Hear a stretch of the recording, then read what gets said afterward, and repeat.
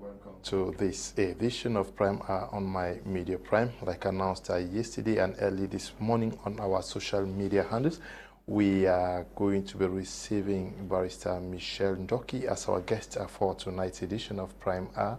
She was born on March the 31st, 1973 in France. She was not born in Cameroon.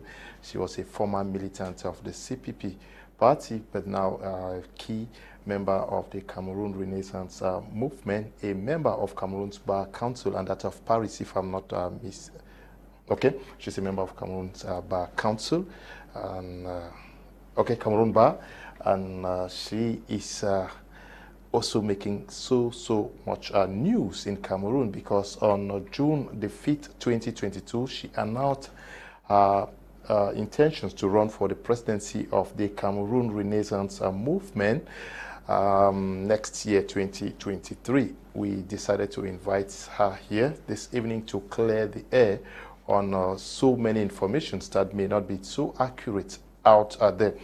Madam Barrister Michele Ndoki, she is married and a mother of 4. We're glad to have you, well, the very first time on Prime R. Thank you so much for having me, really. It's a real pleasure. So many persons have been waiting for this interview since we announced, and are also ready with questions. Some of them have sent the questions already. I'll be asking you in the course of the program, but the core motive for this edition of the program with you is also to tell us the motives behind your decision of wanting to run as president of the Cameroon Renaissance Movement 2023. Actually, I would start by saying my craving for doing something to change this country goes back a long way. As you mentioned, I became a member of the Cameroon People's Party in 2012. Yeah. So it's been more than 10 years now I've been engaged in politics, and it has always been about this desire of seeing our country changing for the better. Okay. And I have been convinced right from this period of time that you cannot really effectively change it as a country. You can effect some changes here and there, but changing it as a country, you have to do it through a political party. So I started with CPP. And then I ventured into civil society from 2014 to 2016, and then joined this CRM, Cameroon Renaissance Movement, in 2016. And since I've been in the Cameroon Renaissance movement, a lot has happened. We campaigned for our candidate, Professor Maurice Kamto, as a presidential, for the presidential elections. We went on protest after the results were published. We went to the Constitutional Council to challenge the results that were published by the National Commission of ELECAM. So this is to say it's been a long way, and I'm trying everything I can, everything I think I should try in order to effect that change. And I believe, as far as our party is concerned, that the time for change has come also. Okay. And that really, we cannot seriously be thinking that we would be able to convince Cameroonians that we are legitimate in asking for change, in asking to be entrusted with the responsibility of running the country, because we think the current leadership is not good enough and that we have a better offer. In a country where it's been the same regime for something like 40 years now, And we are not able to show to Cameroonians in our own group, in our own political party, that we know what change is about, that we know what competition means, and that we live and embody this change quite serenely, which puts us in the right position to be then asking to challenge the current leadership outside of our party. So the reason why I'm putting this candidacy forward is really to show that, just as Professor Kamto said, when the party was created in 2012, we believe in alternance, in democracy. We believe in that competition, and we believe change is a part of the process of making an organization prosper, grow. Okay, you believe, or the party believes, and if that is what the party believes, why, or what would explain the so many attacks you have received from within the party? I would start by answering it is the party that believes. Okay. Because that is the reason why there's a limitation in the number of terms one president can run. Okay. If you take the example of the president of the party, it's not only the president, the vice president, and some other key positions in the leadership team of the party. There's a limitation in the number of terms that one person can run consecutively. So I would answer clearly that the alternance and change is in the DNA of the party. Okay. Now, of course, you have the party and you have the people who make the party. And we have to be fair. It's never been done in our country. Since the creation of this country, you've never, ever seen that a party,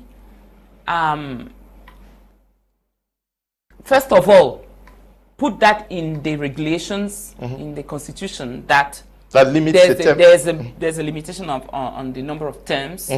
And secondly, doesn't change anything and makes that happen. It's never been done. Look at all the parties you will see. I would want to mention, though, when saying that, PAP, Popular Action Party, because that has been done in that party. And this party that where Fabrice Lena is the General Secretary yes, now, PAP, yes. Is to me a source of inspiration, because this change has been implemented within the party without too much noise, which shows that it can work. And we have to try it and make that work. So why are the people attacking? Because resistance to change is part of human beings' nature. You are afraid of what is new. You are afraid of the unknown. So of course you will resist. And this is the reason you've probably noted that nobody is questioning the principle of having multiple candidacy. So nobody is really challenging the principle of having somebody else's. Appreciating the democratic nature of your party. So this is not the challenge. The challenge is, Michele Ndoki, how dare you? So when you listen to that, you realize it's really about, but that has never been done before. How can you imagine that you can do that? What does that mean? And you have the fear. And any time a human being is afraid, he says, he imagined the worst. Okay, the imagine the worst. Yes, you've heard it. This is a maneuver from the government. That is the question. That's the next question I was going to ask you. Some persons think and are saying that you had a meeting with the Minister of Territorial Administration in Cameroon, and that you were an agent to destabilize the party. Yes, and the one thing I would say about that is I met with the minister in December 2019, and what 2019. It was in December, so very shortly after we left the prison, and we decided to boycott the election. That's the thing, to put that in perspective, and just to say that the people used that in February 2020 to say that I was sent by the government to destabilize the country, the party, because again I was challenging the minister. No, not the minister, but the party strategy. I was saying at that time that I believed it was the right thing to do to protest against the manipulation, massive frauds and manipulation of the elections and the results of the presidential election. But once that has been done, you have to move forward. Otherwise, as a leadership, you stuck the whole community behind a point that you will not resolve anyway. So this was taken as a criticism of the leadership, and the reaction was, oh, she's saying that because she's been asked to do that, and this is the proof we have, the evidence we have for that is that she's met with the Minister of Territorial Affairs, knowing that I was the one who disclosed it in the first place. So I'm not here today to talk about that. I decided not to continue to talk about that because I find that highly disrespectful and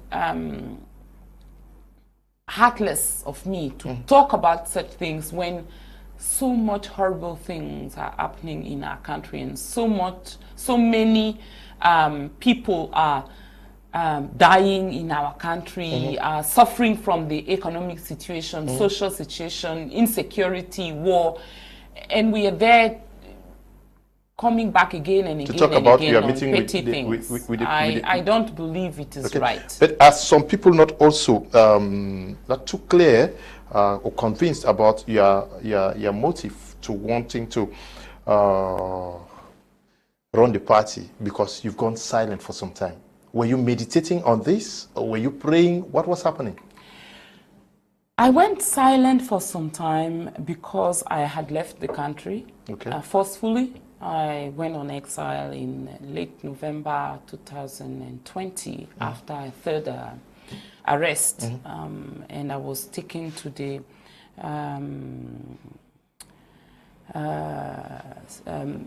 Directorate of Territory Surveillance.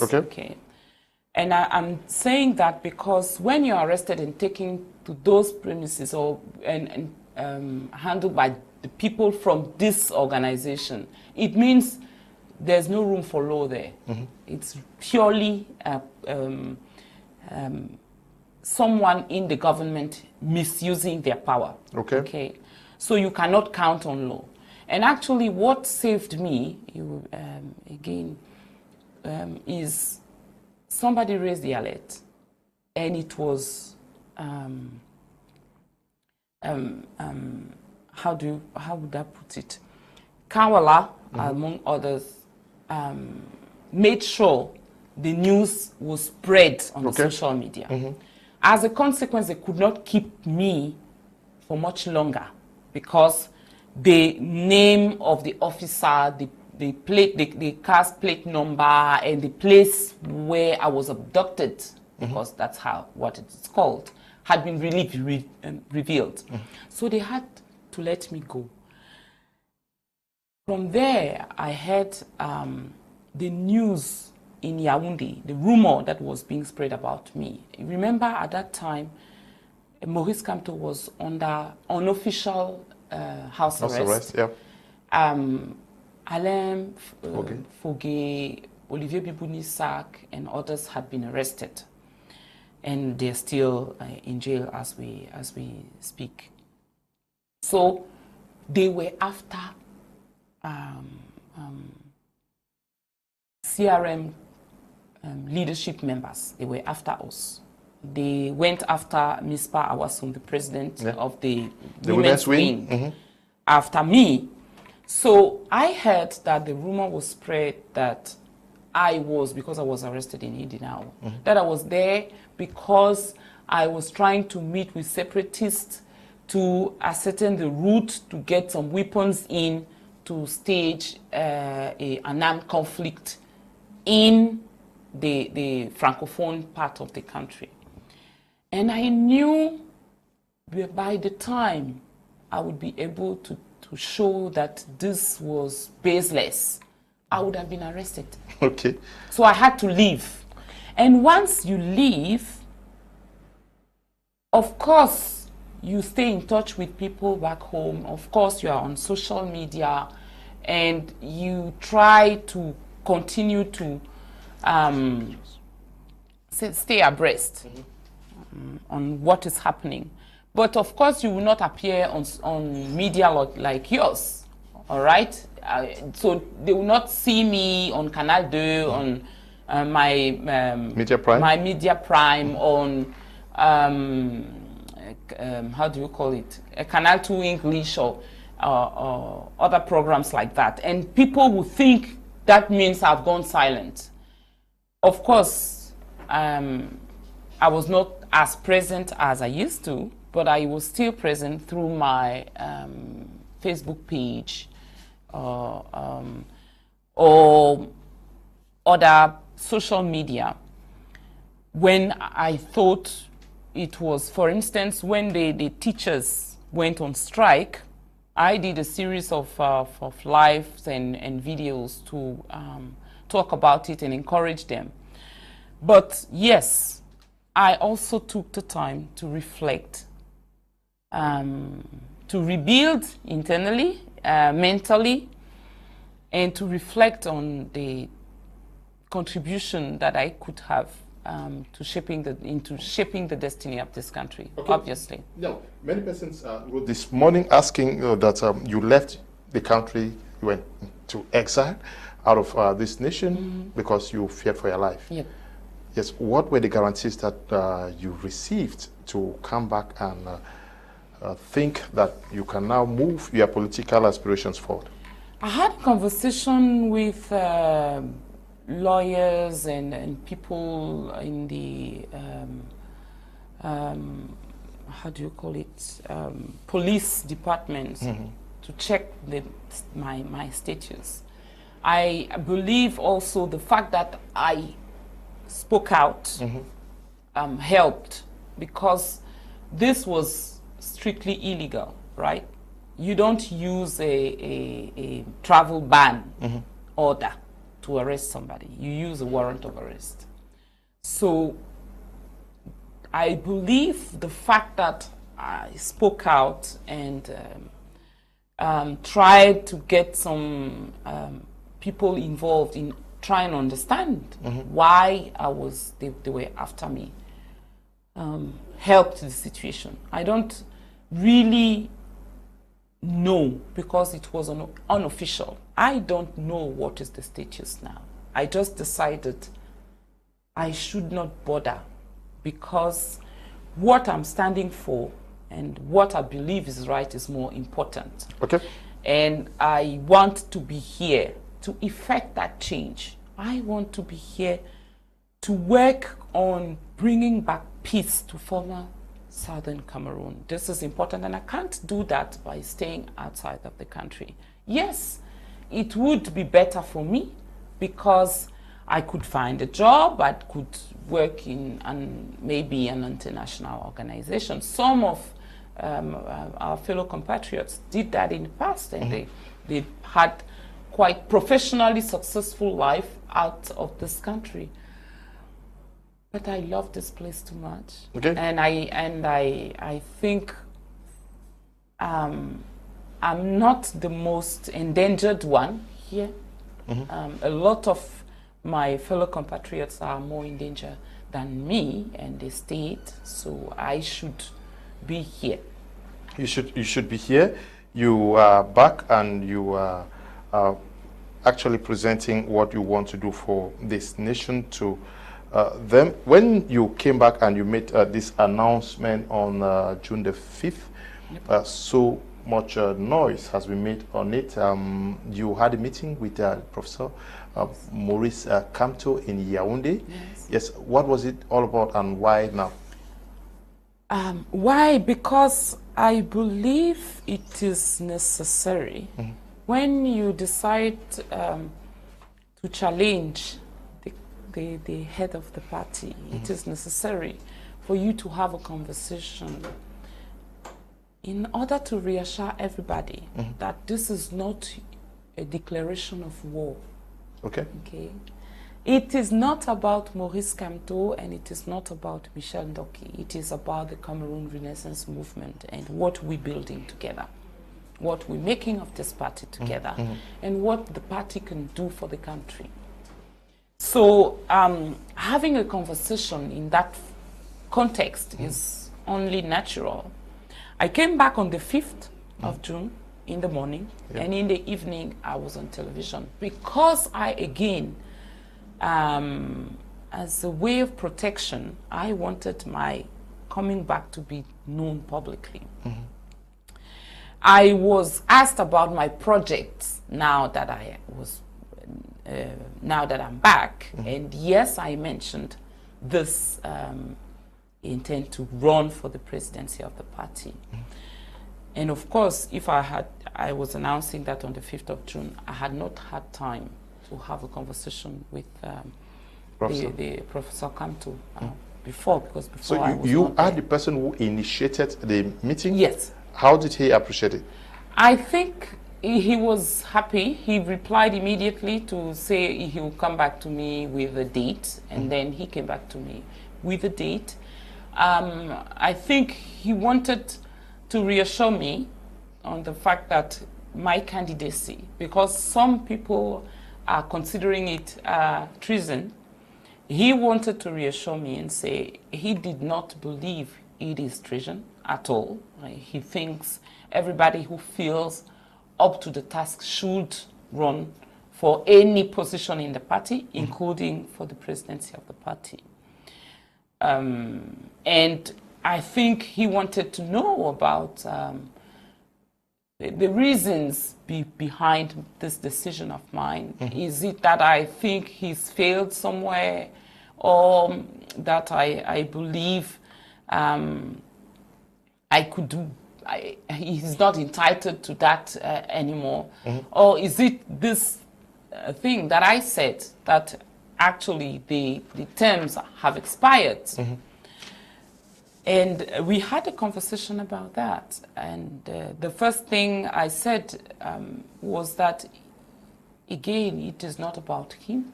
It is about the party. So it's not that he's failed. He's done a tremendous job into making CRM what CRM is today. It is really, really down to him for the most part, because he stood up there, he took the hits and made this party a national party in a very oppressive and repressive context. So there's no way one can call this a failure. He was the second during the last elections? During the last election. There's no way somebody can call that a failure. For the first attempt, for the first time you run, I think the score, we challenge the results as they were published, but even if we did not, the result was a very good one for first participation, taking into account, of course, the fact that it was not a fair reflection of the reality. So it's not at all about him failing. It is about, first of all, my understanding of the party's constitution. 2 terms. It is the second term ending in 2023, logically. we should have another leader from 2023. Then we had this whole, let me use the word, wahala about what does the Constitution say? Yeah, because that was one of my next question to you. Yes, several versions were put forward. This one said, I during the few days after my declaration, saw 4 different versions of the Constitution. One saying it's one-term renewable once, which is the one I knew about. One saying it is one-term renewable twice. One saying it is one-term renewable once, but the first term should not be counted. And one saying is renewable twice and the first term should not be counted. And I think it is really below standards. You are a lawyer. One of the reasons why I wanted you on this panel, it was also to clarify our audience on what the Constitution actually says. Okay. Yes, I am a lawyer, but this is not about reasoning as a lawyer. Okay. This is about keeping the books of the party and being able to show evidence that this is the authentic version of the Constitution what of our party. What does the authentic version say? And that is a very interesting question. Unfortunately, I'm not in a good position to answer that question, because there's a version online. All right, and this version, I can tell you what it says.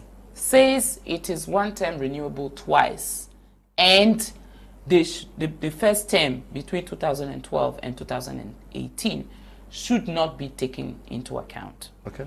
All right. As I said earlier, I find it really disturbing that if that's the only version that is in existence, we don't have all the same recollection of what the Constitution says.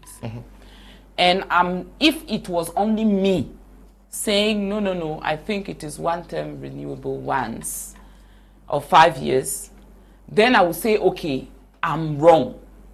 But as I told you, the National Secretary in charge of communication said the same thing that I did. Then the former National Secretary, Mr. Sosten Medalipot, said, no, there's nothing like we don't count the first term. Then the Deputy General Secretary said it is one-term renewable twice plus this provision on not counting the first term.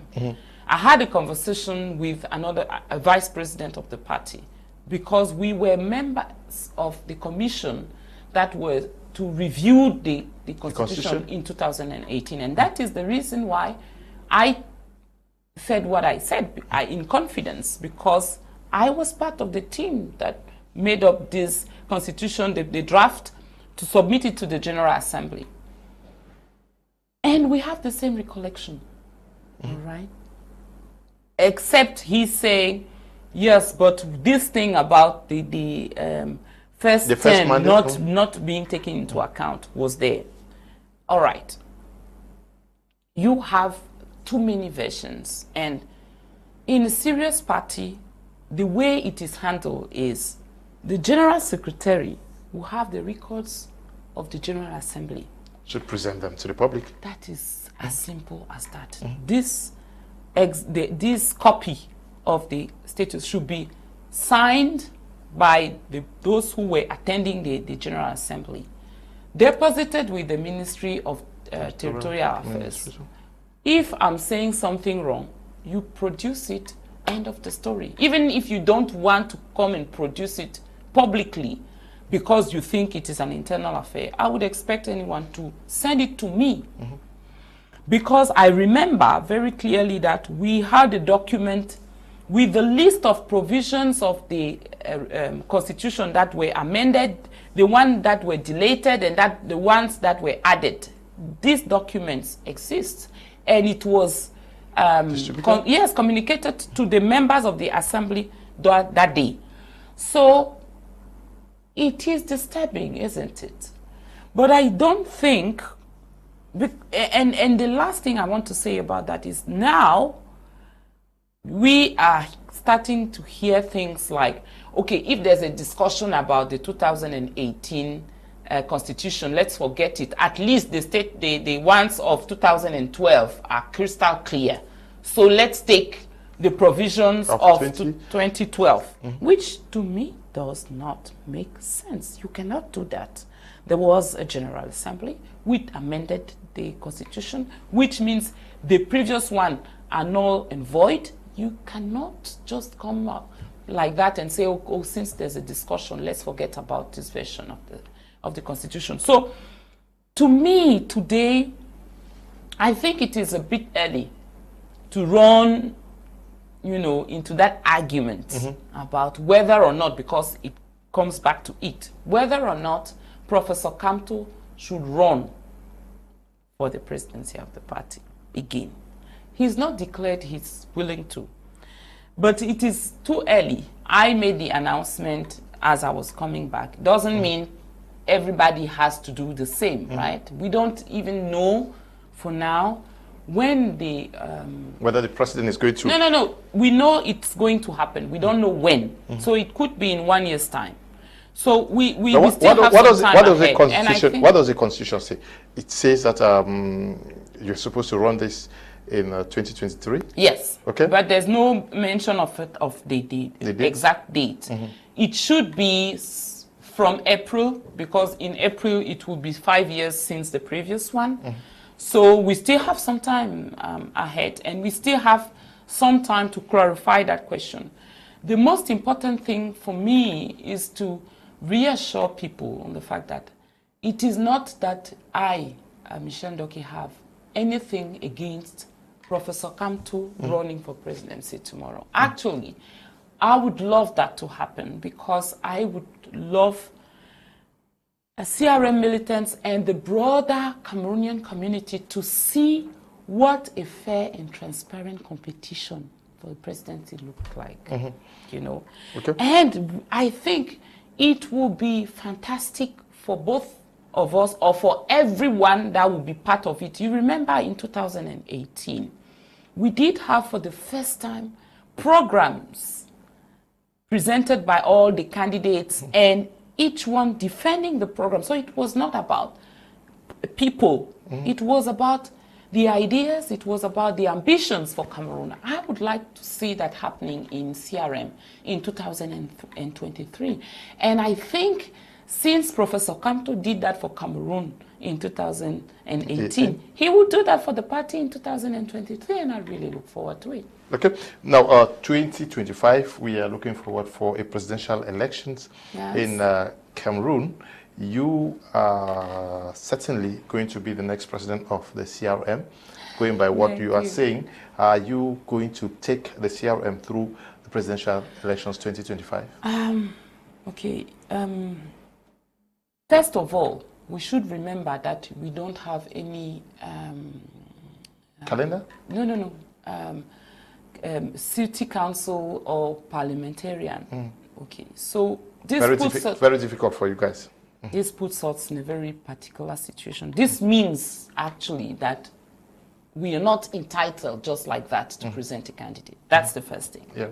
The second thing is, if I'm elected as a president, I will ask or suggest that we amend the constitution again to put back a provision that was there right from the beginning, that was deleted along the line, that provides for primary election within the party. Because I don't believe being the president of the party should entitle you automatically to being the candidate of the party for the elections, the presidential elections. It should always be competition, because it is the only way to have the best of the best.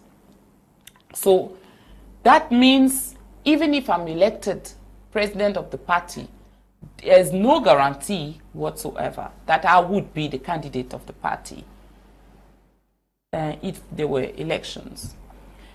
And as I said, even if that was the case, we don't know we would be able to present a candidate.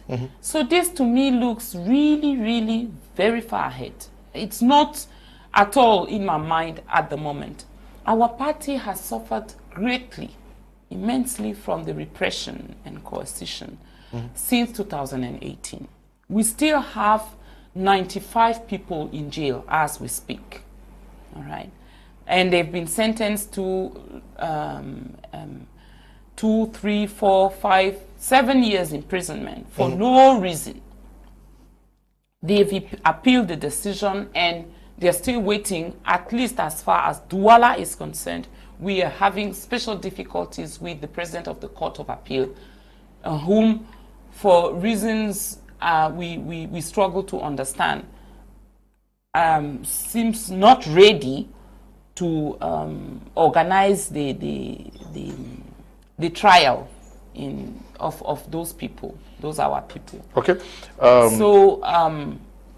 Yes, we've suffered immensely from that repression.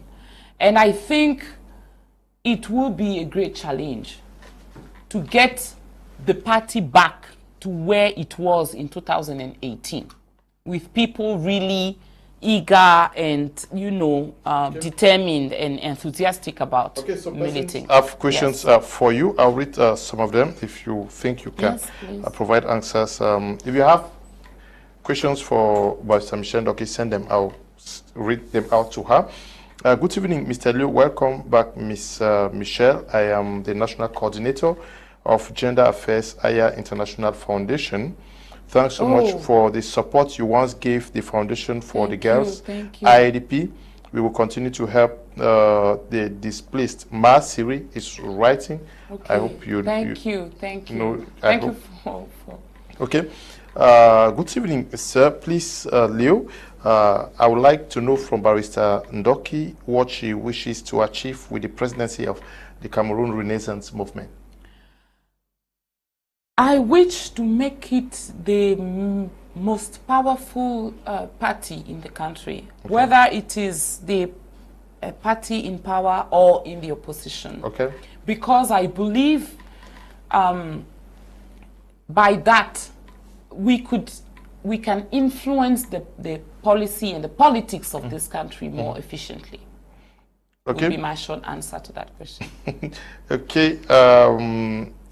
Hello, Mr. Leo, please help me ask Barrister what she thinks she can do better than Professor Maurice Kamto.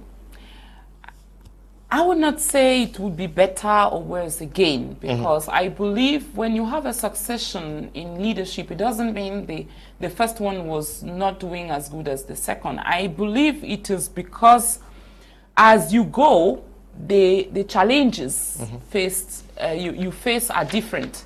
So one leader could be good in facing one challenge, and then you need another leader to face the next challenge. I believe the next challenge, as far as the Cameroon Renaissance Movement is concerned, is to, as I said earlier, rebuild a strong party, is to get rid of that perception that we are a tribalistic or a tribe party, a regional party from the west part of the country. I think it is very, very unfair to most of the militants of the party, but this is the perception, and we need to change that perception. And this is one of the reasons why I believe changing the leadership will answer that question quite easily. Then I would like to change the way the party is run. As it is right now, you have a confusion between the political affairs and the running of the party, you know, from an administrative point of view. And I believe those should be split, which will mean then that, for instance, the president of the party would not automatically be the most prominent leader in the political arena. You know, you could have a member of the party who is a minister, or a member of the party who is even the president of the republic tomorrow. That will not mean we are talking about the president of the party, because the party is an enterprise, it's a body in itself. So I think those two should be split. If you go in modern or other countries, you will see that they are clearly split. There's a split, for instance, with the funds management, which brings transparency, and those are the kind of things that we want to see changing. Barrister Michele Ndoki actually wants that if you are president of the party, you must not necessarily be the president of the republic. No, there should be that distinction. You will not necessarily be the president of the party, and you will not necessarily be the candidate of the party to the presidential election. Okay. I think those are two different things. Okay, so you could become the president of CRM and then another person runs for the presidency. Yes, okay, because we will have primary election within the party, and then their base would decide who's the best candidate. But how does it operate within your party today? How do you select the person to represent the party? As it is today, there's no primary, so the president of the party is automatically the candidate of the party to the presidential election, and that is the reason why you have this question, because it is like that in all the parties we have in the country. No, the SDF yes, you're right. With the exception of SDF, you're right. You're totally right. Thank you for the correction. Okay. Now, I want us to clarify persons. So you are saying that since you came back to the country, you did not meet with the Minister of Territorial Administration? No, never. So it should be made clear, because persons think that you came back, you met with him, and it's after that meeting. The one and only meeting I had with him was in 2019. Who is backing your political agenda?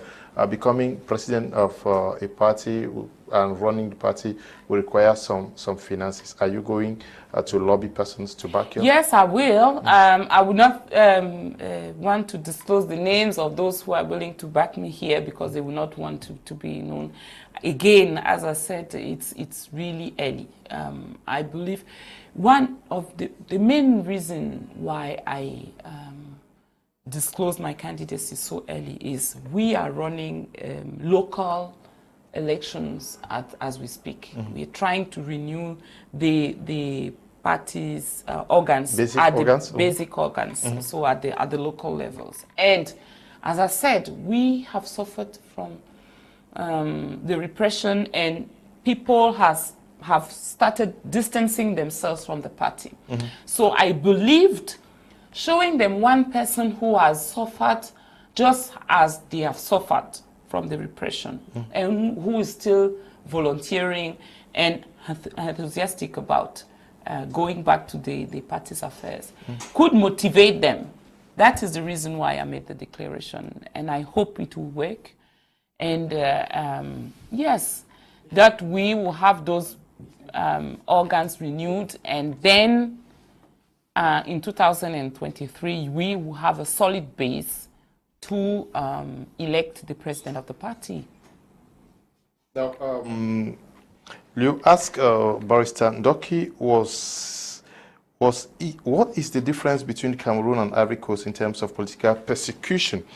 Barrister Ndoki left Cameroon due to political persecution. How come did she seek refuge in Ivory Coast? What is the difference between Cameroon and Ivory Coast in terms of political persecution? Because both countries are led by dictators with mutual interest to crush all rivals. Bax is writing from Canada. Okay. I understand the perspective of Bax, because in Canada, it is clear that when you live in Cameroon and you're seeking refuge in another asylum, in another country, Ivory Coast is not considered a safe third country, you know. But my own perception about Ivory Coast is that there are few things we could learn from them in terms of how to deal with opposition and opposition leaders.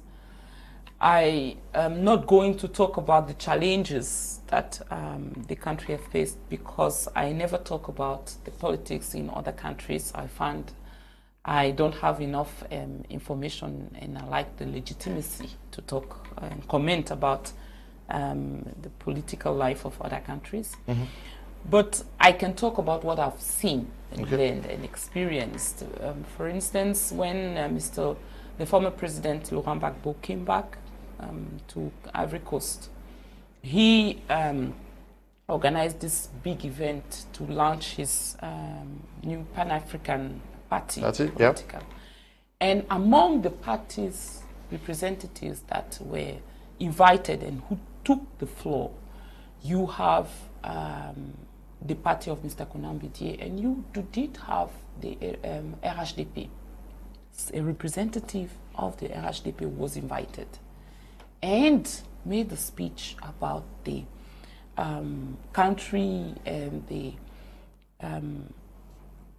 bringing back peace and respecting each other's as Ivorians over and above political preferences.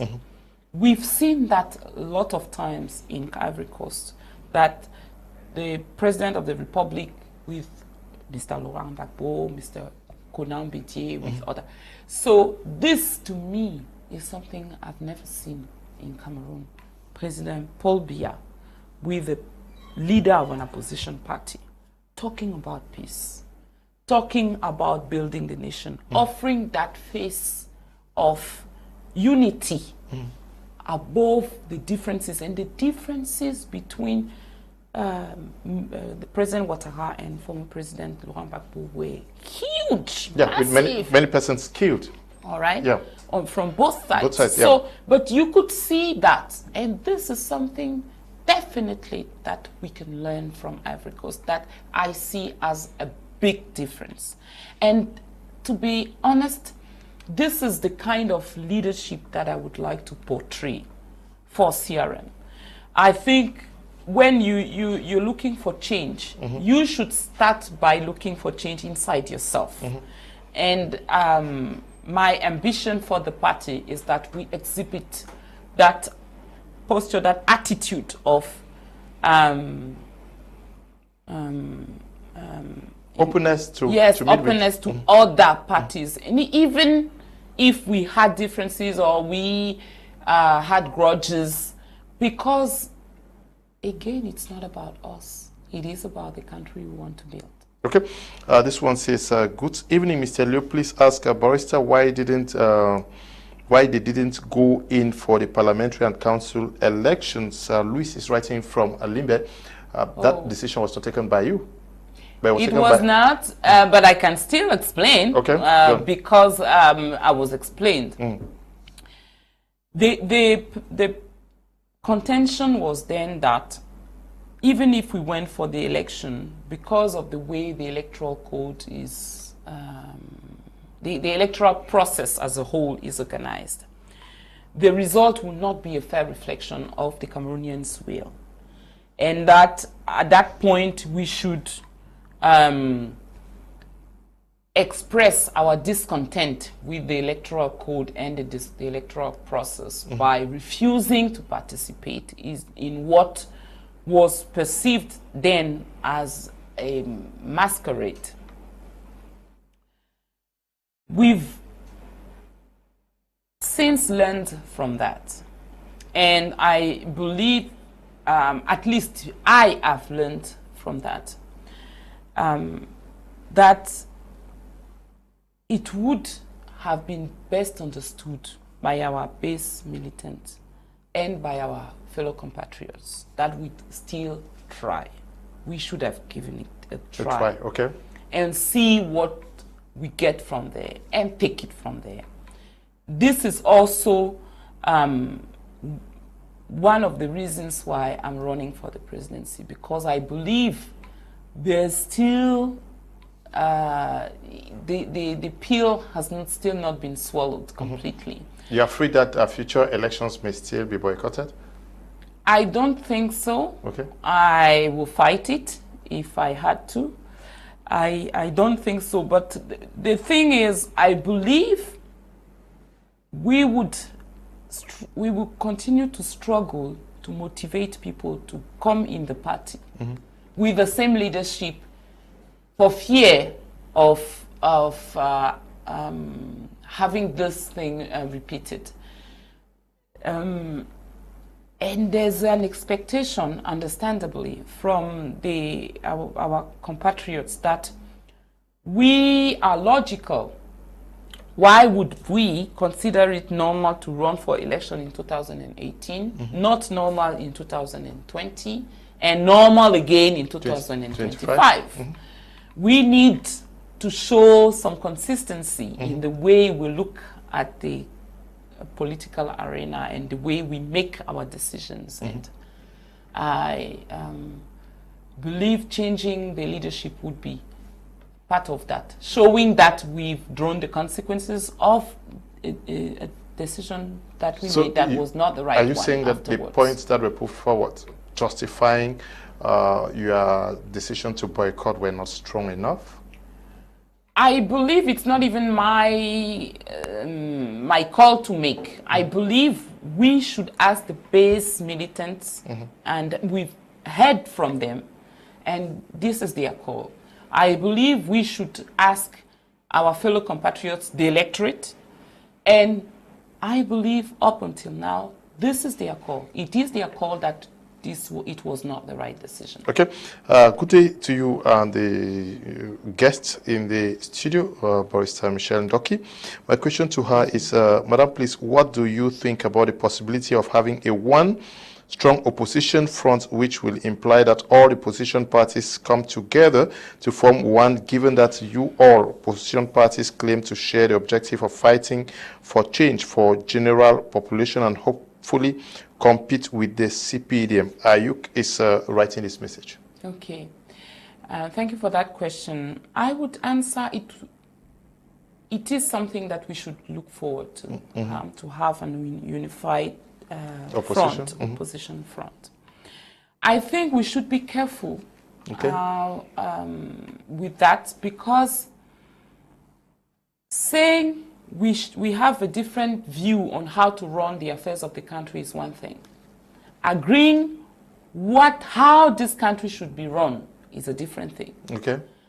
And we've been, because of this one regime being in charge for 40 years and calling the others opponent, we kind of got used to the idea that there's only the powers way or no way, and the others are just one bunch of people with one idea about how to run the country.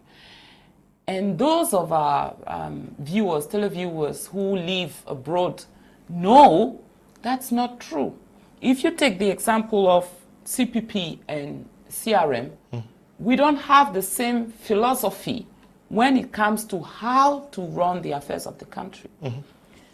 They call it social democrats in CPP, which means the biggest parts of the philosophy, it is centered on making sure that the workers' salary and conditions are protected. This is what is at the center of the policy. In CRM, they call it social liberals. So, and it's not liberals in the sense that you have in the States, because the words mean different things depending on where you're talking from. But this means to us that we want to promote an entrepreneurship, because we believe in this country we don't have a sufficiently strong economy. You don't have enough companies, you don't have enough businesses to start worrying about what should be the right.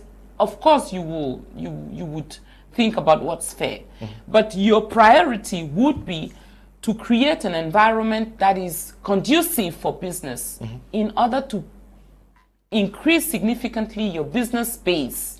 And then once you have that, you have a lot of workers, and then you can worry about their status. So you see, those are two very different philosophies. And when you ask the two parties to merge, in a sense, because they're opposition party and you want them to compete with the CPDM? Yes, you have some very critical questions to address before you get to that point.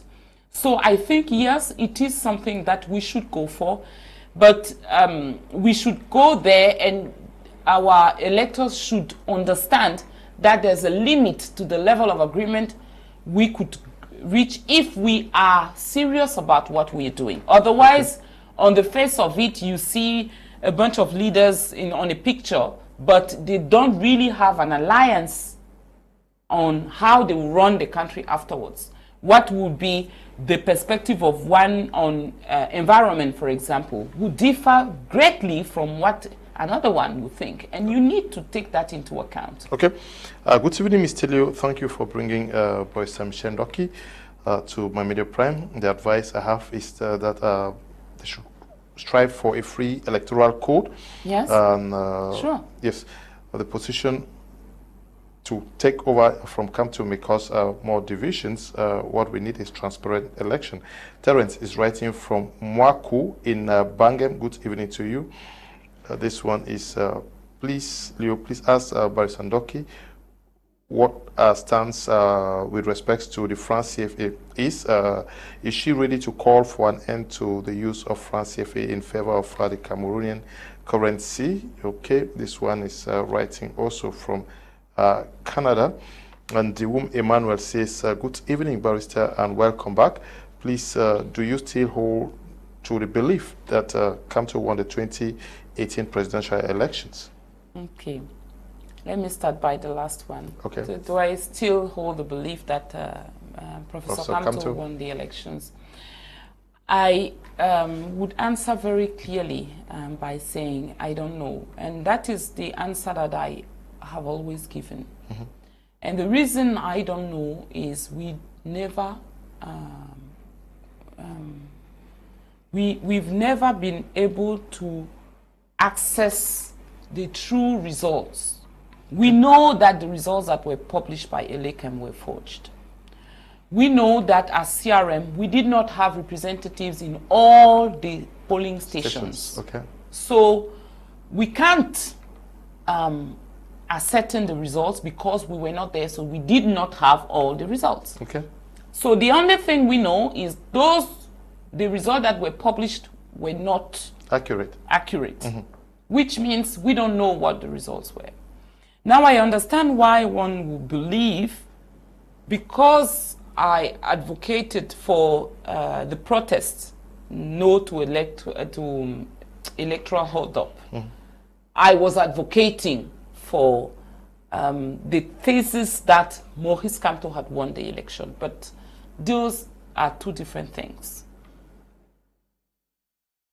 Nobody should be allowed to forge the results. We are entitled as Cameroonians to the accurate results. Okay. We are entitled to the truth. This is something that we should not compromise on. Okay. But, as I said in a group of the party the other day, that is not a reason to replace a lie, because from the government it was a lie, or from the electoral body it was the lie, by a hypothesis. Okay. Which is what we have because we don't have all the results. Okay, that's what about the division in the party. I again understand where that is coming from. It's, to me, again, this fear of change. I believe that actually having somebody challenging the president of the party, provided this is what is happening, you know. We are assuming that Professor Maurice Kamto wants to run next year. I don't know why we assume. We should not assume that. We should hear from him first. Thinking that having several candidates will divide the party is having a very retrograde perception of what a party is. It's not a chiefdom. It is a place where we value and encourage competition. So actually, this declaration raised interest, raised passion, so brought back the militants of the CRM together because something is happening. And I think this is good for the party. It is also bringing back attention on the 95 of our militants that are still in jail. This is giving us the opportunity to relaunch the advocacy and lobbying and raising awareness on their situation. So I think all in all, it is strengthening the party and not at all dividing it. And finally, as far as CFA Francis is concerned, I believe this is a question that is too serious to be handled just like that in the middle of a conversation about the future of CRM. I want the televiewers to be clear. My ambition is to run the CRM. I'm not talking about any other election as at now. So this is not a question for CRM in the coming year. So I would leave that behind aside for now. Good evening, Mr. Leo. We really need Barrister to come and work with Barrister Bala in the SDF. Good evening, Mr. Leo and the guests in the studio. It's unfortunate that 20 years later, the CRM could not learn from the mistakes of the SDF in 1992. If they realize that they made a mistake, they should wait and start correcting them at the next municipal and legislative elections. Going in for elections 2025 will not be fair for the council and parliamentary aspirants. You cannot build a water system without considering your catchment areas. Ngala Etienne is writing from Bamenda. Good evening to you, Ngala Etienne. Good evening, yes, Mr. Ngala. Good evening, Mr. Liu. What's really the criteria on the work of the ministers in this country? They came to Parliament and defend budget, but you don't really know where the budget goes to. What is really happening? There is no report card for them. Emmanuel is writing from Boya. Yes, while the messages are trickling in, I want us to look a little bit about what is happening in the Northwest and Southwest regions for above 5 years now. How would you describe the manner in which the government has addressed the situation, especially after the major national dialogue? Do you think progress has been made, or the situation is getting worse?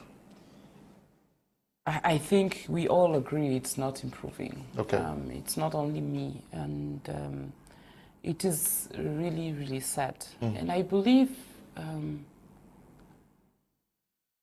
it would be fair to say that not a lot of us were surprised it did not improve after the Grand National Dialogue, because not a lot of us were convinced the Grand National Dialogue was well prepared and well organized and well run, and that even the conclusions from the Grand National Dialogue were well implemented. So now I would like to pull away from criticizing for the sake of criticizing, because I believe at this point it's not helping the matter. I believe we should, I don't know if we should say pleading, but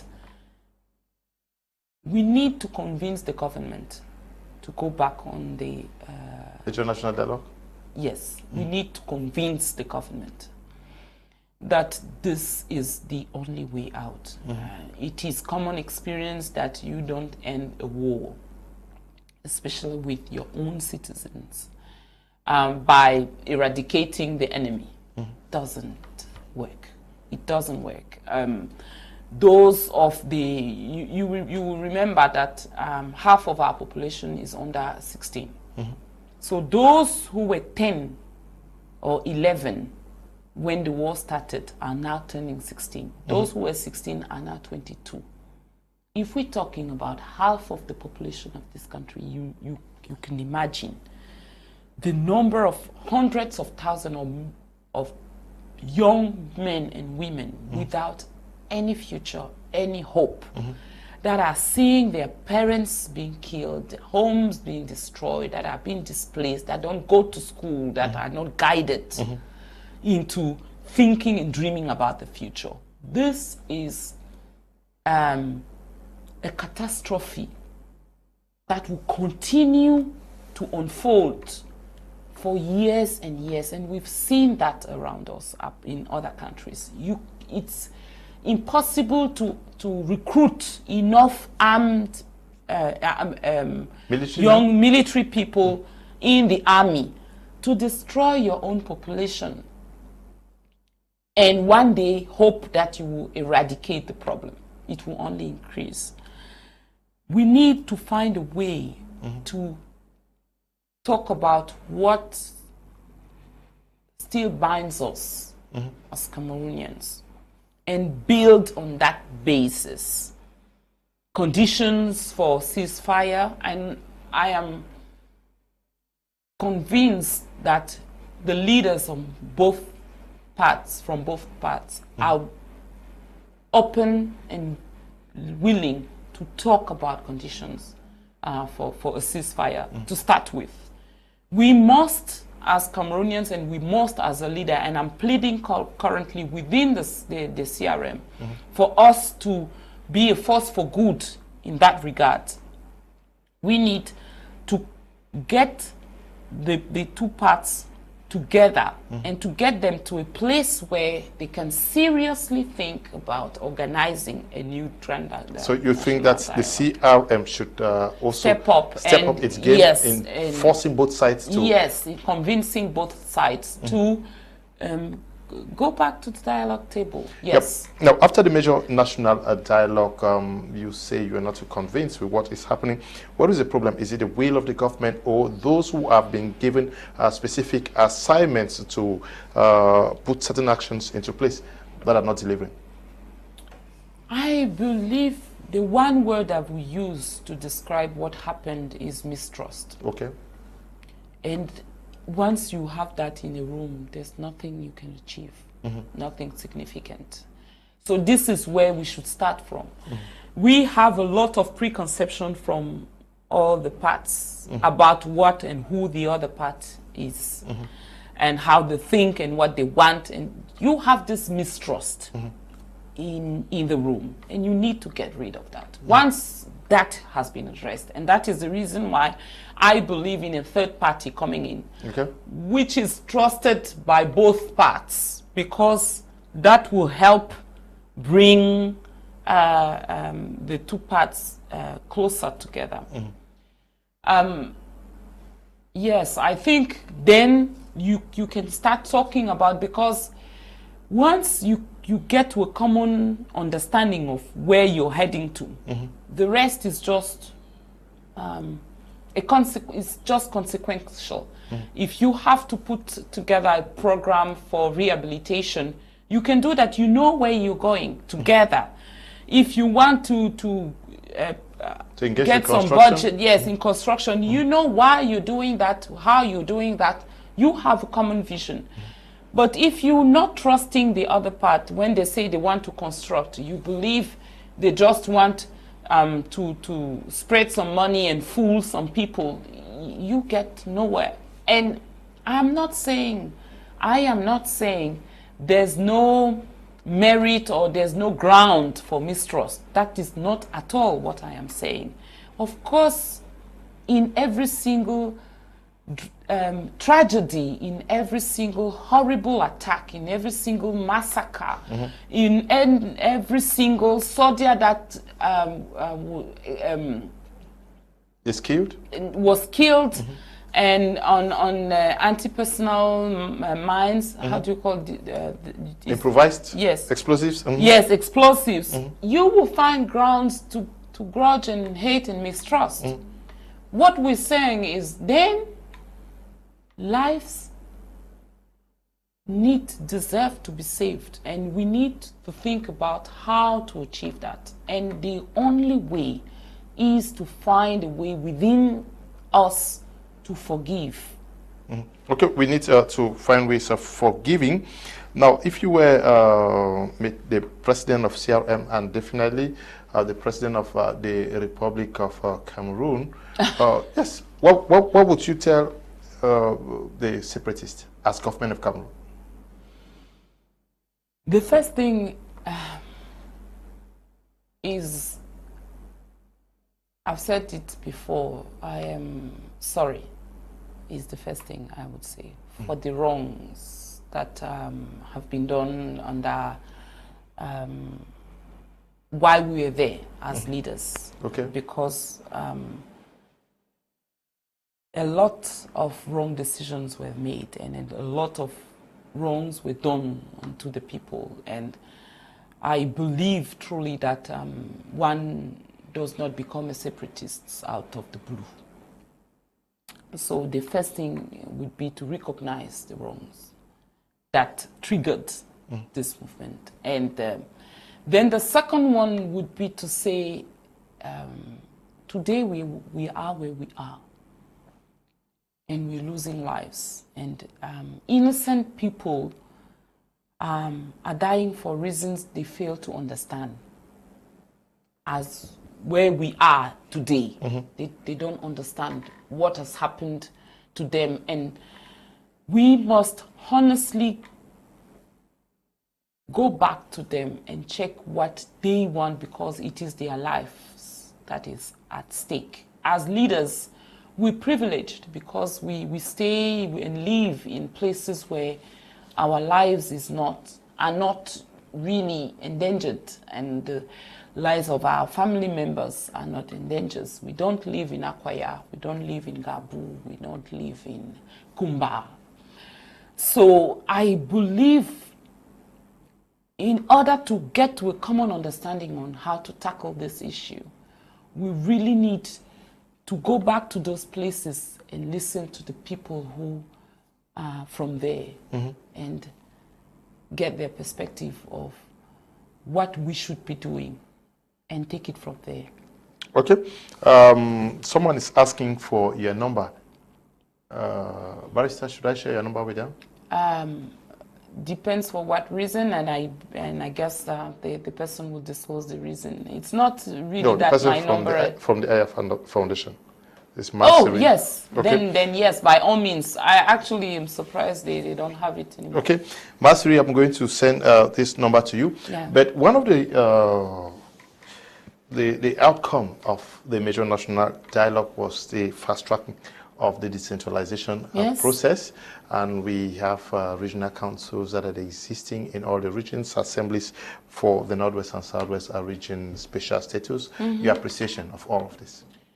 The special status, I fail to understand how special that is today. I think the reason why we had a conflict in the first place is the regions, the concerned regions, wanted some autonomy in managing their affairs, and the special status is creating an assembly or two bodies in order to be consulted on petty things like environment or culture or things like that.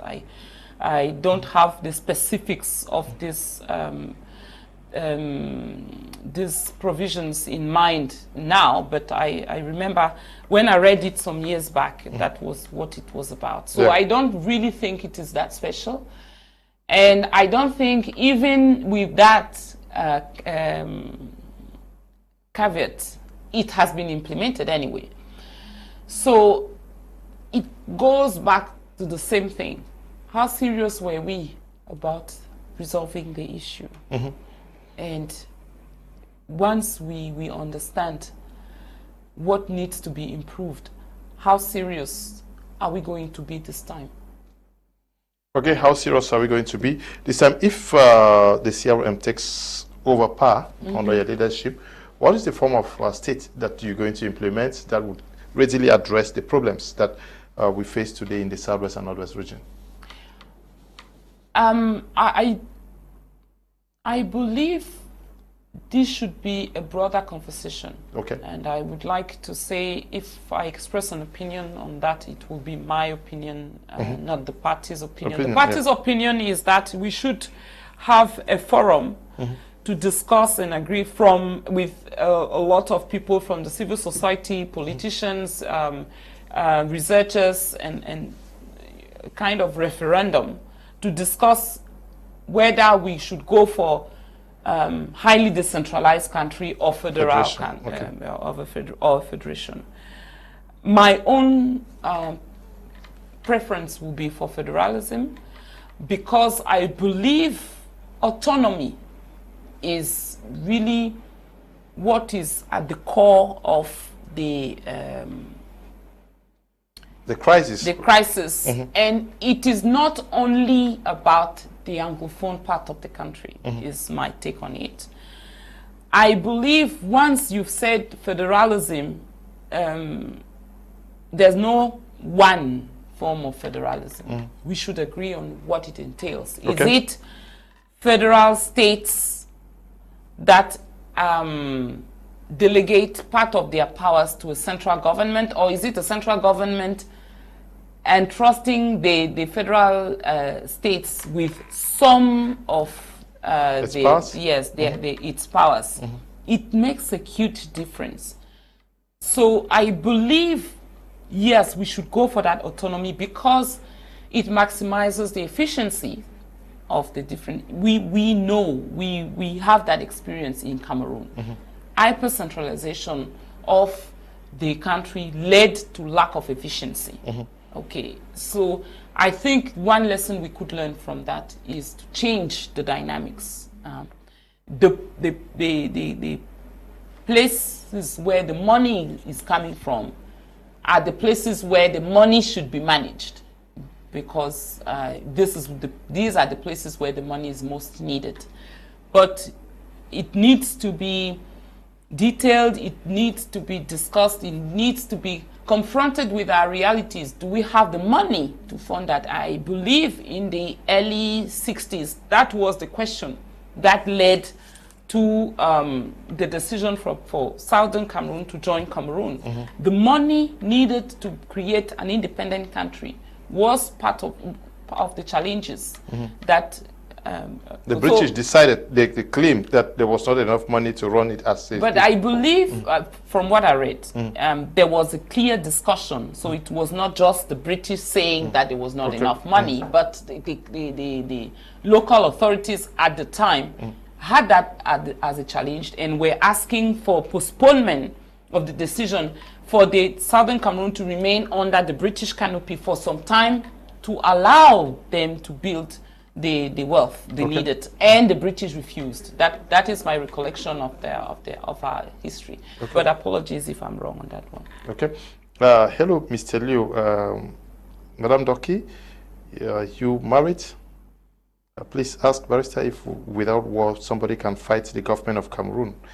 Max Beguni, writing from Düsseldorf in Germany. She's married and has 4 kids, right? Yes.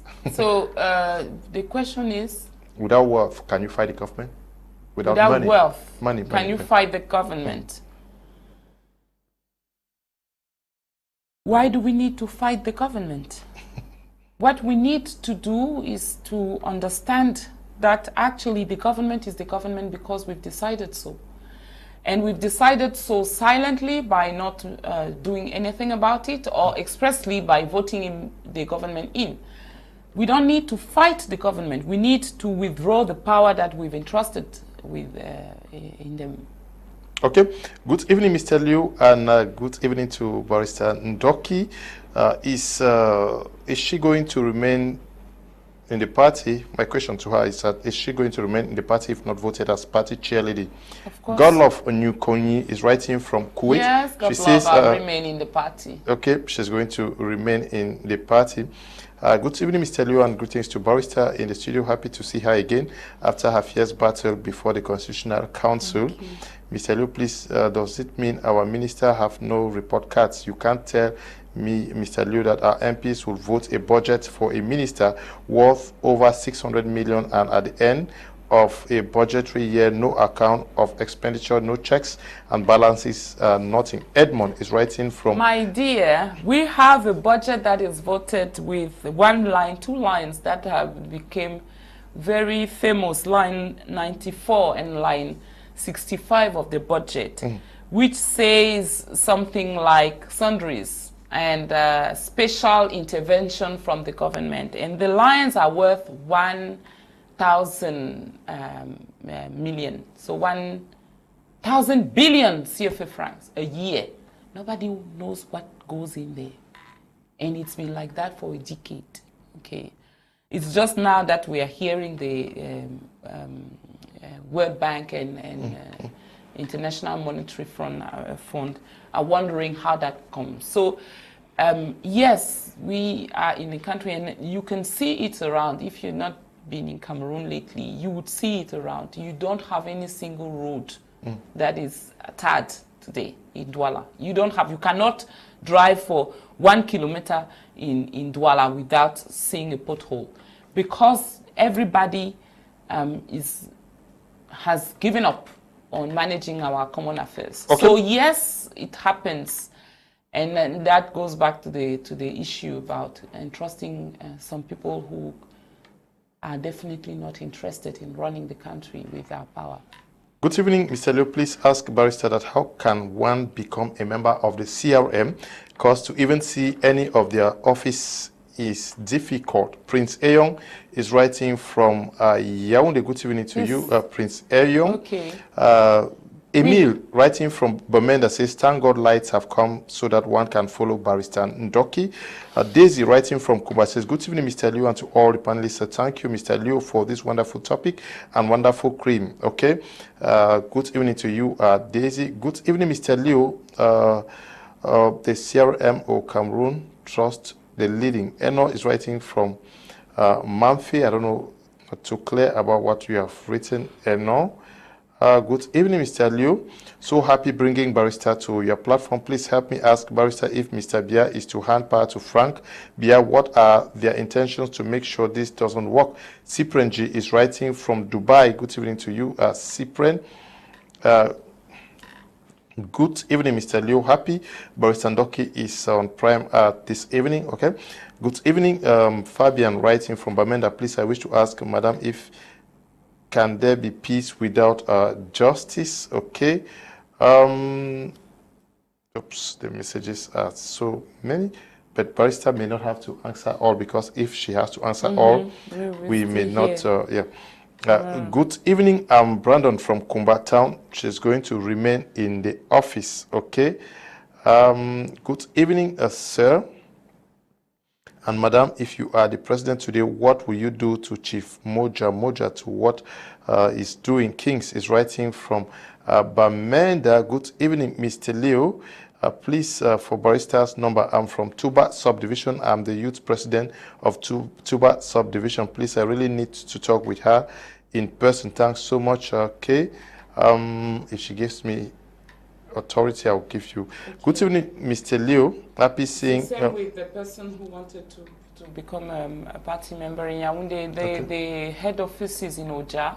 Okay. But depending on which part of Yaoundé you live in, we have people responsible. If we can have your contact, then I'll put you in touch with the right person. Okay, so you can just write to me after the program. Good evening, yes. Mr. Liu. Happy seeing Madam Ndoki on my media prime. I want her to explain the main reason why CRM didn't go in for the senatorial, parliamentary, and municipal elections in 2020. I believe that MRC could have occupied a lot of positions in parliament and could have gained grounds in making good decisions in this country, even through votes. But in those houses, both in those houses of Senate and National Assembly. I'm one of their supporters, but was not happy with the boycott. Is Kiam Linus writing from? I believe this one we've touched on. From Yaoundé. Just one thing on the Senate, which is that it is an indirect election, so we were not eligible. Okay. Good evening, Mr. Liu. Really wish to know why Barrister Michele Ndoki, what she would do to solve the Anglophone crisis if she became the next president of Cameroon, because we are ready to support her. Thanks, Madam Tita is watching from Suza. Okay.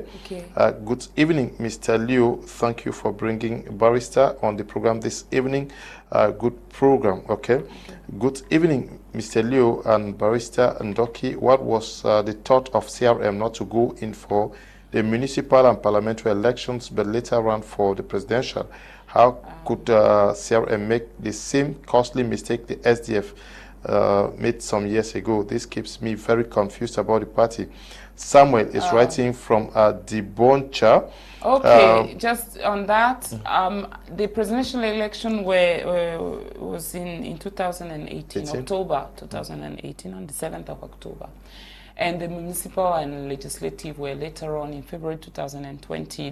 The electoral, they launched it in November 2019, I believe. So that was the order in which the election were organized. I just wanted to make that clear. We've had a conversation already on the reason why we did not go on your present stance. Yes, and my own stance. Okay. Yes. Good evening, Mr. Leo, and to the special guest on board. I really want to appreciate Barrister Michele Ndoki's ingenuity, intelligence, and bilingualism capacity.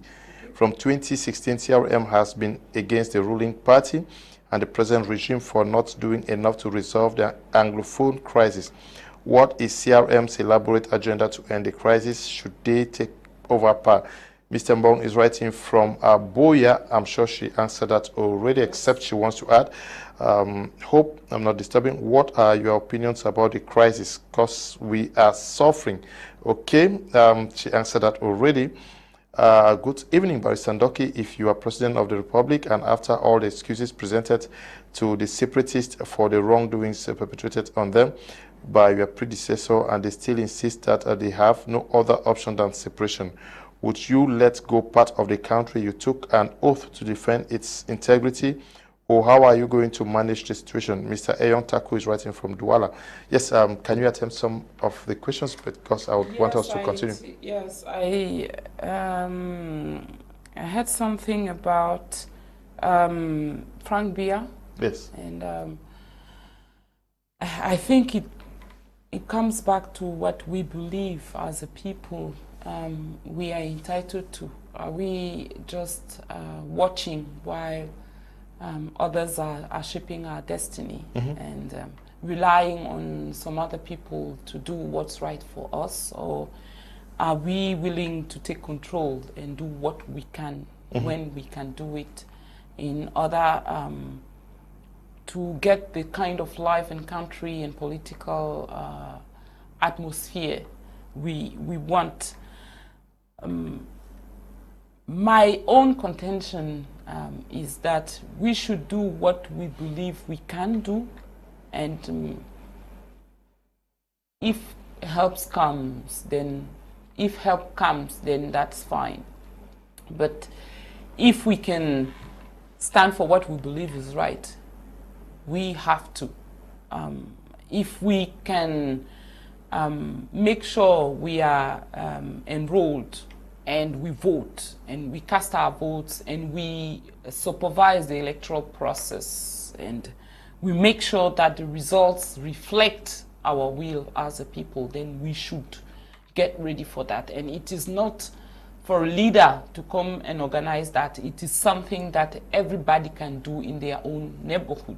Once you agree to take that level of control on your life, you feel powerful, and this feeling enables you to build the Cameroon you want. This is the way I go about the running of the affairs of our country. And I believe this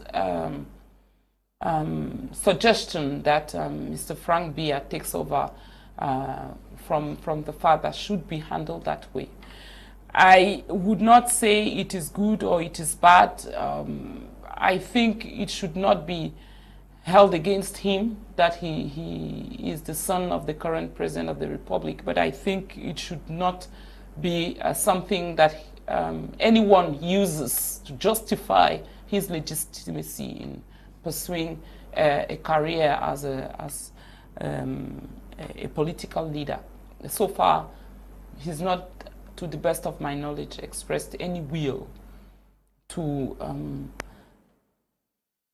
participate in the country's political affairs. But he also has not denounced those who are no, clamoring. He has not. And, well, this is down to him. And we should be focusing on the question of whether or not we really think we can entrust him with this huge responsibility, knowing where we are today, knowing what the challenges are for us today.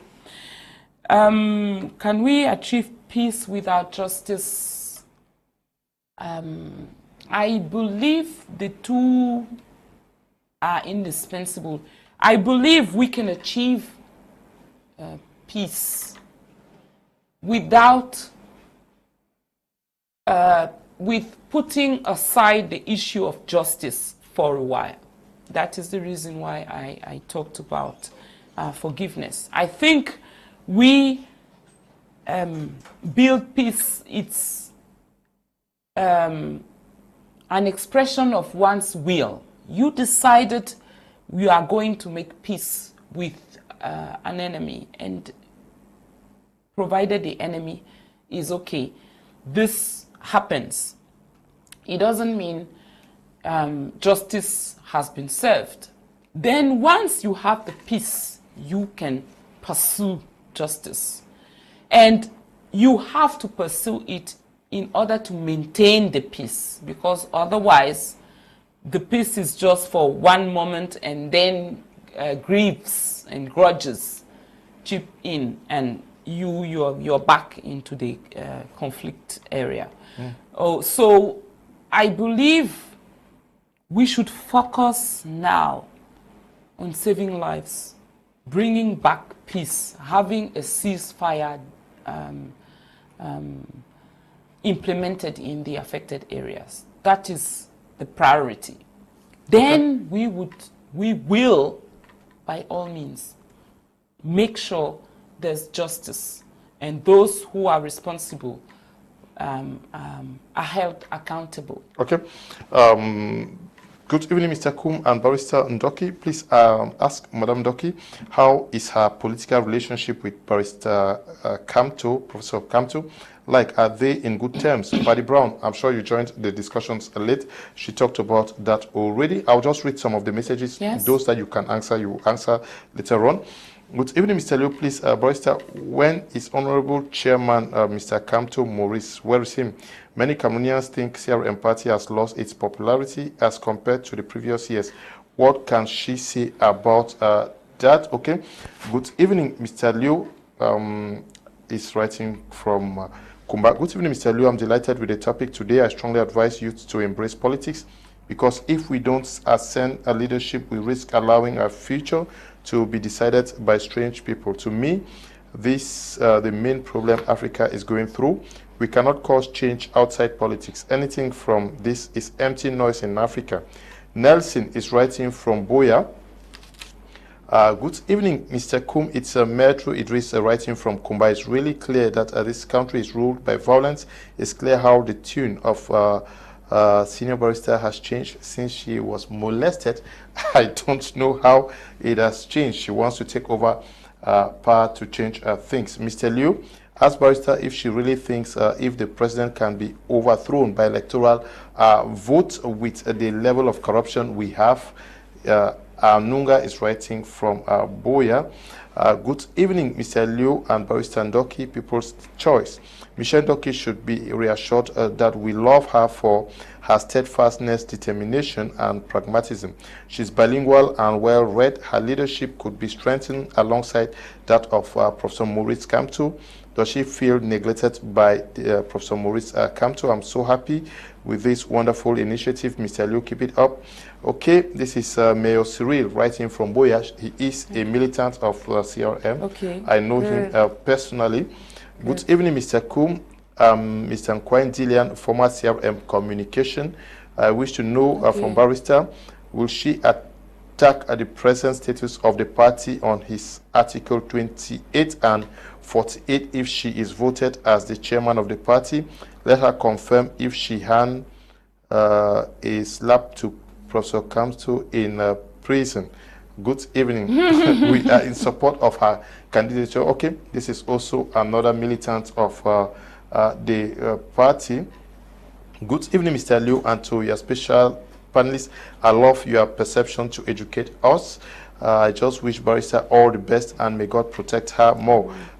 Sandra is writing from Douala here. Good evening, Mr. Liu. This is Elo from Tico. Is this not a divide and conquer rule that the present regime is using Barrister to fragment the CRM? What gives Barrister the confidence to run the MRC presidency? Okay, yes. Okay. Can you attempt some? So about the about the popularity of the party, I said that earlier that we've suffered a lot from repression and the violence of the regime.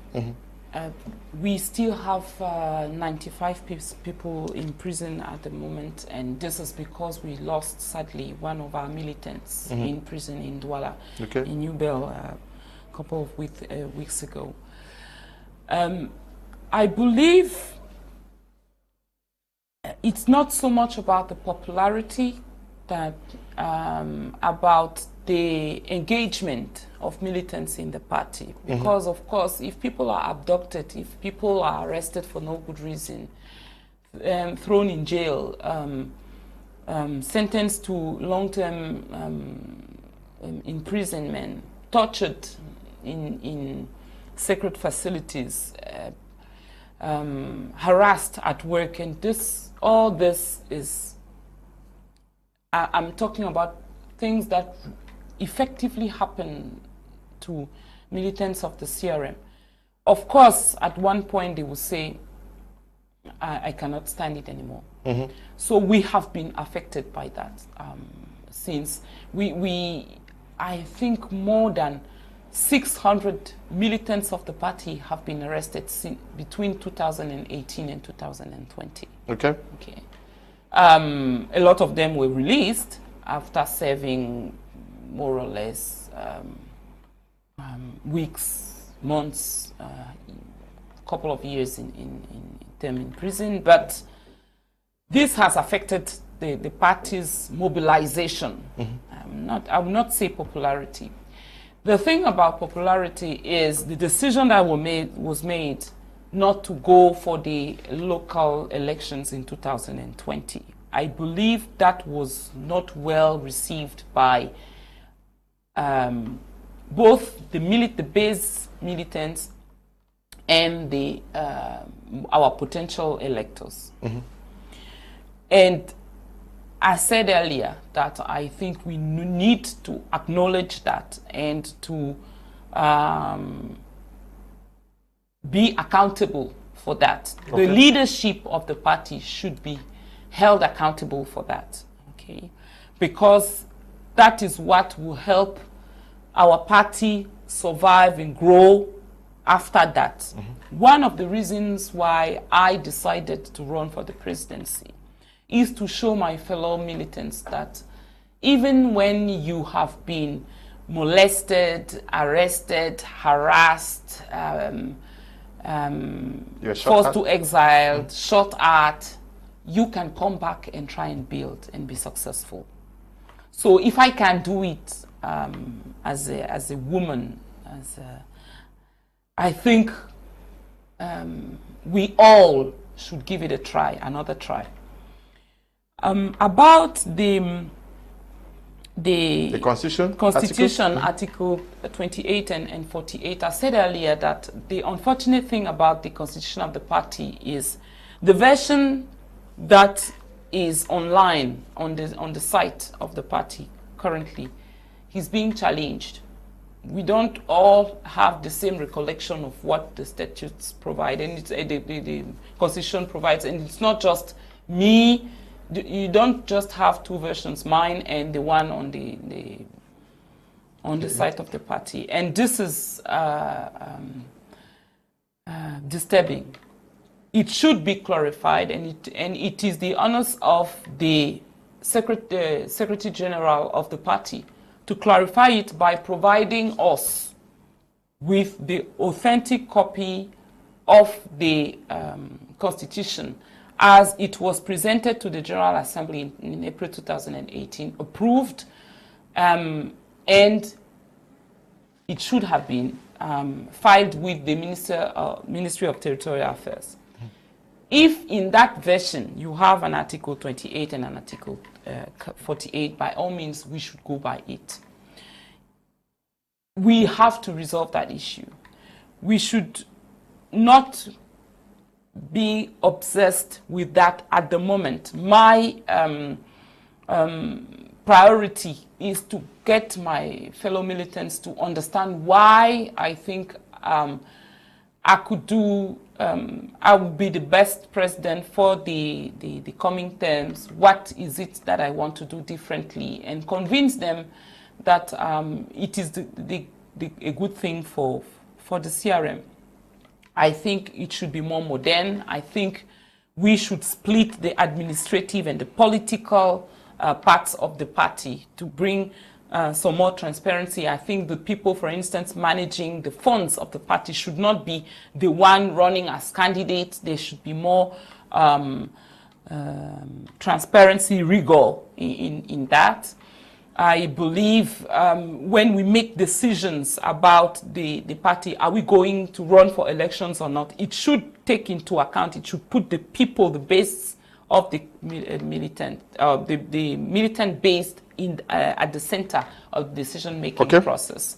Those are the kind of things that I would like us to talk about and to see whether or not you want. And the last and the most important thing for me is our party should be a small Cameroon. It should be reflected, and I'm so glad I'm here because I can hear people calling from and sending messages from all over the world, literally, but from Boya, from Kumba, from Manu, this means it is a pure lie to say this is a Bamileke party. This is not true, but we need to change that perception for the whole of Cameroon, because that is what is going to make our party a credible alternative to the current ruling party. So, yes, I think... this one says, good evening, Mr. Liu and Barrister, thanks for the program. I'm really enjoying the program. Please, what's the name of the Barristers Party? I'm Shella Ngechop, writing from Boya. Please, I would like to join your party. But someone also wrote earlier on that why don't you, instead of challenging Professor Maurice Kamto, why don't you create your own party and stand so that someone like Sheila says, I want to join the party. Sheila does not know you stand for the CRM. That's why she's asking, what's the name of your party? Okay, so the party is Cameroon Renaissance Movement. In French, it is called Mouvement pour la Renaissance du Cameroun. Why am I still in CRM? Why am I willing to remain in CRM and running for the presidency of the party? The reason is simple. I want to show Cameroonians that we can have a change of leadership within an organization without that destroying the organization. We have been saying since the beginning, the creation of the party, that we want to become the leading party in the country. So we are appealing, we are calling and advocating for that change as far as Cameroon is concerned. I believe we should start home by showing that after 10 years, we can change the leadership of the party and continue and be bigger and stronger and continue to grow and contribute to the shaping of the destiny of this country. So I want to do that within our organization and not go away because I believe things should be done differently. Okay. Parties cannot solve the marginalization of issue. Kenji Richard is writing from Bomenda. Good evening to you. And has a point on it, you have a point there. It is not about the party. Marginalization is an issue for all of us as citizens, and we should all take part in addressing that issue. Good evening, sir.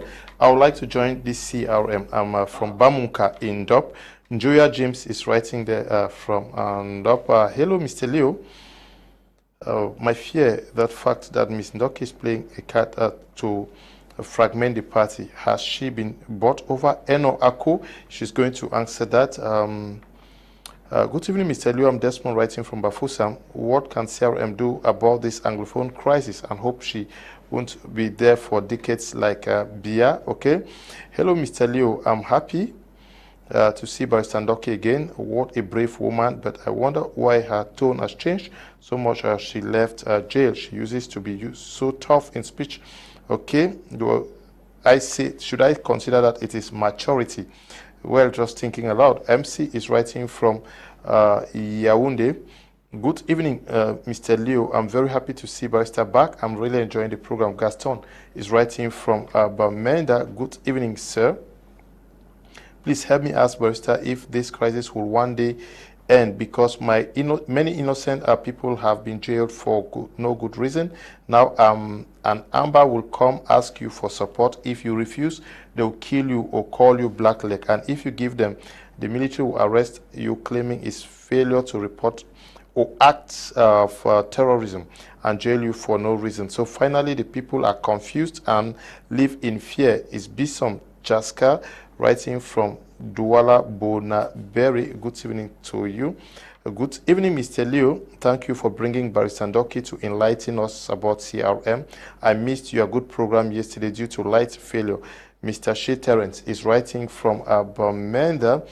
Good evening, Mr. Leo. I love the program of today. Is Kenneth also writing from Bamenda. Good evening, Mr. Leo. I'm Priestley from Muteng, and I must say I enjoy the program there in the studio with Barrister. I would like also to join the party.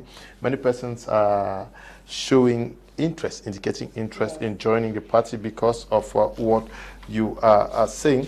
But we are left with 10 more minutes. I really wanted us to talk about some of the issues happening in the country. I will start by asking you to talk about the COVID gate. Are you very satisfied with what happened with the management of the funds that were allocated to this country to fight against COVID?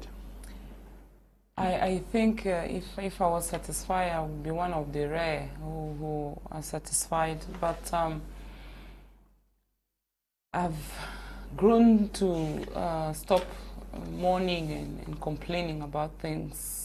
It's either we can do something about it and then we talk about what we can do, or we can't. And then there's no point elaborating on what is not being done. What's not being done, yeah? By those who are doing, who are not doing. Okay. Now, lots of decisions taken in the country come through high instructions from the President of the Republic through the Secretary General. Are you also very comfortable with the way things are going now as far as managing this country is concerned?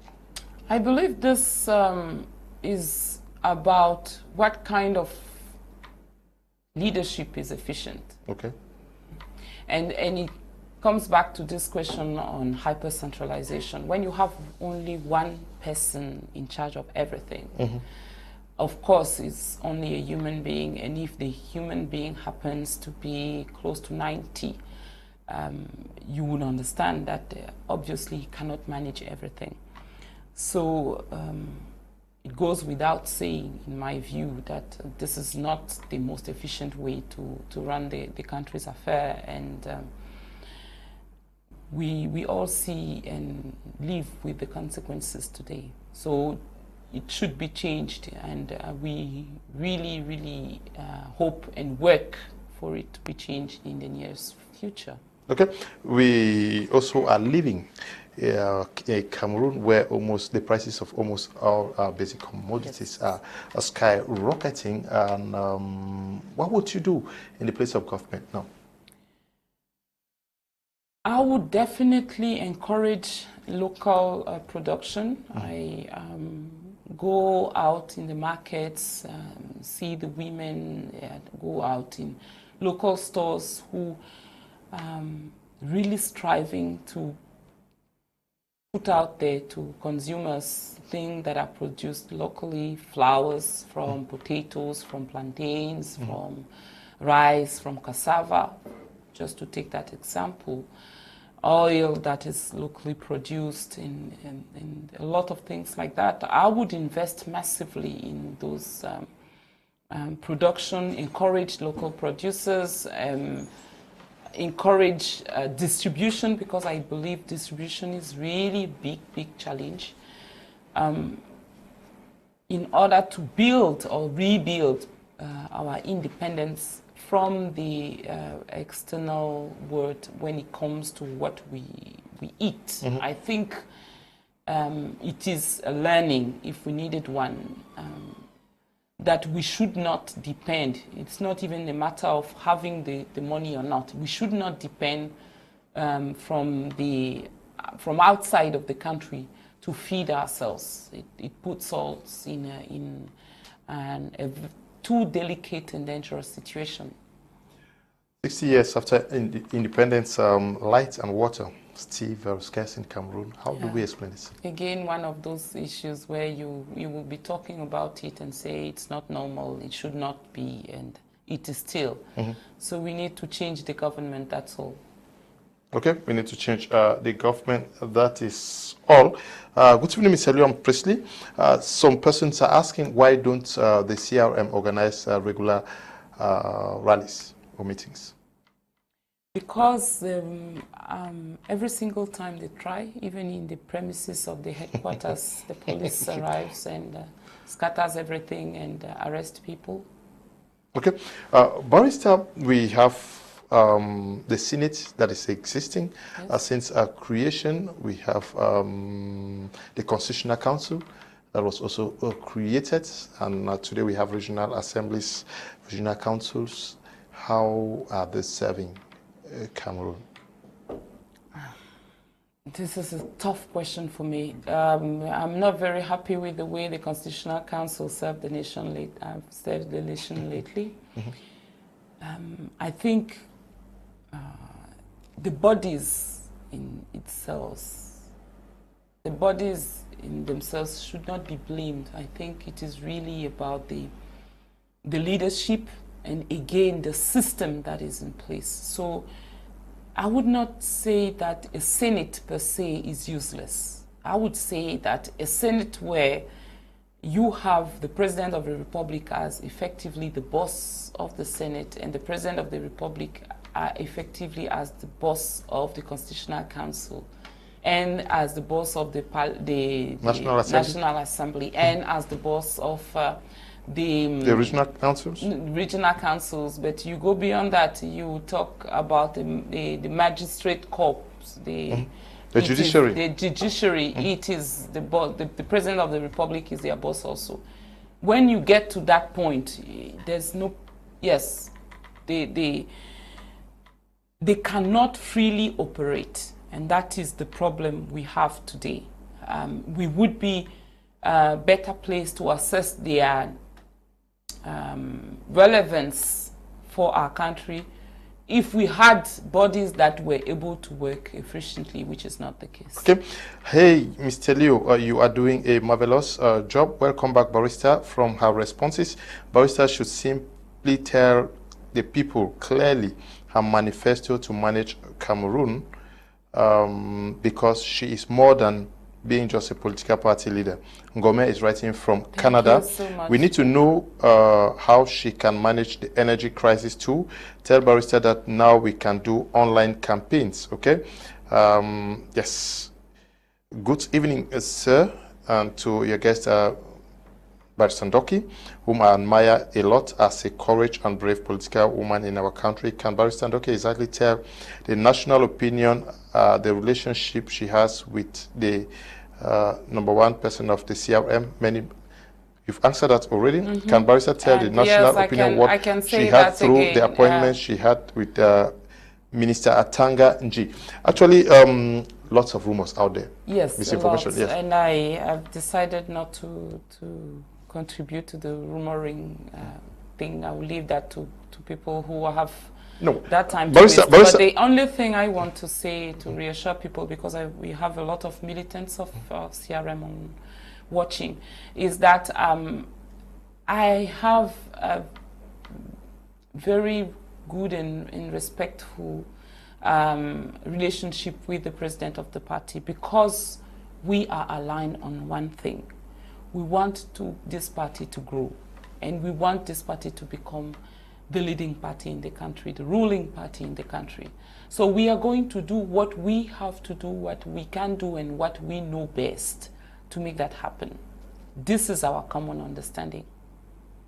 Okay, but Barrister has said it 2 or 3 times on this platform that since she came back from out of the country, she has not had a meeting with the Minister of Territorial Administration. That meeting took place in December 2019, so there was no meeting. Good evening, Mr. Kum and Barrister. I would like to join Barrister's party. My name is Ringwi Precious from Tinyere. Okay, wow. Barrister, many persons want to join your party. Good evening, Mr. Liu. I'm Rex writing from Limbe. Please help me ask the barrister what she thinks about bringing in a vice president position. Good evening. I'm Bernard writing from Bamenda. I'm enjoying the program. I would like to see the change in Cameroon and not talk on TV every time. Please, Ms. Ndoki, let your party do something. We as youth are tired of crying and complaining. Okay. Mr. Liu, please, quick question to Barrister. What guarantees is there for persons willing to join the party when there are already so many of them in prison? What is the faith of future actors, and what is the strength of the party in protecting their members? Nunga is writing from Boya. She has said she is doing this also to inspire you. Hello, I'm Dorothy from Yaoundé. I really like the program of today. I'm enjoying it. Okay. Thank God for people like you, Madam Ndoki. What we want is for you people to speak concerning the crisis in the Northwest and Southwest. Good evening to you all. Ella Sophia is writing from Kumba. Good evening, sir. Please, I want to ask the barrister, what about the people in prison? Because I'm from the New Bed prison. They are going through fire. Clovis is writing from Bonaberry. Good evening, Mr. Liu. Thanks for bringing this lady with a golden heart to your program. Her decision to run as president of CRM is a welcome move. That is democracy in practice. My problem is if she has really recovered from the trauma to face the future. Linus is writing from Bamenda. Thank you, Linus. Good evening, Mr. Kumjo, writing from Douala. Please ask Barrister Ndoki, what about the aspirations of the people of West Cameroon to become president of Cameroon? Okay. Good evening, Mr. Liu. I'm Nasiri Julius, writing from Limbe. Madam Ndoki was looking fresh, okay, just to know if she has been through trauma all this while in Ivory Coast. Okay. Yeah. Josephine Yelang says, Mish the Mish, I like your daring. My sister and friend. Okay. Good evening, Mr. Liu and Metro Ndoki. Ask Barrister if the MRC party knows all voting stations in Cameroon created by LECAM, because I'm convinced that there is no political party in Cameroon who knows all voting stations. Kingsley is writing from Yaoundé. Greetings from Mancon. To your guest, we understand women make up about 60% of the Cameroonian population, or better put in, women have a numerical advantage over the men. Unfortunately, this numerical strength of the women in Cameroon is not reflected on the electoral rolls nor in the electoral process in Cameroon. So about the women, if I may, I think it's slightly less, or significantly less than 60%, but that's not the point. I believe we should step up. There's this thing to me about we as women saying we should get more, we should be given more, and it's really, really not about what we are given. And we know that. We know when it becomes important enough. I've been with some women like Mothers of the Nation. When they are unhappy about something, they know how to make themselves heard. So I think we should step up and really stand for what we believe is right. And it's the same with the youth. I heard this young fellow Cameroonians saying that the youth are tired of crying and they should get something more. I believe, yes, you are right. But we need you in order to get this more. And it's not something that is going to be given or made for you. This is something we need to do together. There are so many more questions that time will not permit me to ask. But you speak English so well. You were born in France. Yes. You are from the littoral region. Yes. Douala. Yes. Yes. Where did you learn English? In school. Okay. In Cameroonian school. Okay. So thank you for the compliment. I'm sure my English teachers will be proud of me. Okay. And just to remind our televiewers that you are married with four kids. And you are resident in Limbe? I used to be resident in Limbe. I had to leave before I went to jail. And so now I'm looking for a place. I was actually in Limbe yesterday, and I would like to go back there. To be honest, I love this region. Okay. I've not been. Okay, Barrister Michele. I'm still in Douala for now. Okay. Sadly. Barrister Michele Ndoki, we want to say thank you for answering present today for the very first time on Prime Hour. And we also want to say thank you to the televiewers who took time off to watch this edition of the program. Sadly, we are behind. We are already after the allocated time for this edition of the program. Thank you to the production team. Stay blessed. Bye-bye.